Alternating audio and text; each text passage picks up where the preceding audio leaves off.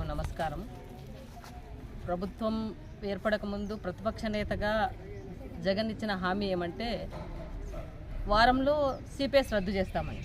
ఉద్యోగ కుటుంబాలందరూ కూడా ఆ ఒక్క ప్రాతిపదికన ఉద్యోగికి ఉద్యోగ భద్రత ఎంత ముఖ్యమో కుటుంబ భద్రత అంతే ముఖ్యం కాబట్టి రిటైర్మెంట్ అయిన తర్వాత వచ్చే పెన్షన్ అనేది కుటుంబానికి ఆధారం అవుతుందని అనేక ఉద్యోగ కుటుంబాలు కూడా ఆ యొక్క సిపిఎస్ రద్దు పిలుపు మేరకు ఖచ్చితంగా ఆయనను గెలిపించడము, అతని ఒక భరోసాతో ఓట్లు వేయడం జరిగింది. కానీ ఆయనకి ఇంకా వారం గడిచినట్టు లేదు.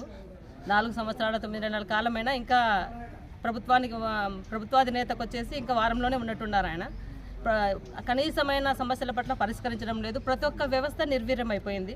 ప్రతి ఒక్కరు ముందుకు వస్తున్నారు. ఎప్పుడు లేని విధంగా అంగన్వాడీ ఉద్యమంలో వచ్చి స్త్రీలందరూ కూడా కొన్ని రోజుల పాటు చరిత్రలో ఎప్పుడు లేని విధంగా వాళ్ళు ముందుకు వచ్చి వాళ్ళ